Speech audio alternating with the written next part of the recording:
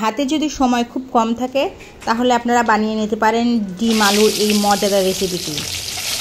এটি কিন্তু খেতে খুবই সুস্বাদু হয়েছিল, খুবই মজা হয়েছিল। তো আপনাদের হাতে যদি একদম টাইম না থাকে তো আপনারা এই রেসিপিটি করে নিতে পারেন।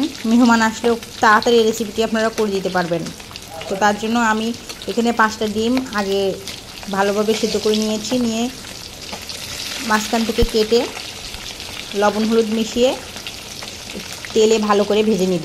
একটু লালচে করে ভেজে নেব, লালচে করে ভেজে নিলে ডিমটা খেতে একটু ভালো লাগে। তো আমার ভাজা শেষ হওয়ার পরে আমি এখানে পেঁয়াজ কুচি দিয়ে দিব, আলু দিয়ে দিব।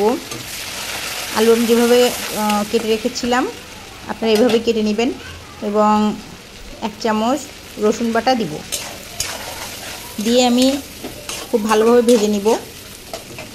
আলু পেঁয়াজ এবং রসুন একটু ভালোভাবে আমি ভেজে নিব, যেন রসুনের কাঁচা ঘ্রাণটা না থাকে, রসুনের যে কাঁচা ঘ্রাণটা আছে এটা যেন না থাকে, সেভাবে আপনারা ভেজে নেবেন। তো আমার ভাজা হয়ে গিয়েছে। এখন আমি একটা মশলার পেস্ট করে রেখেছিলাম আগে থেকে, সেটা দিয়ে দিয়েছি।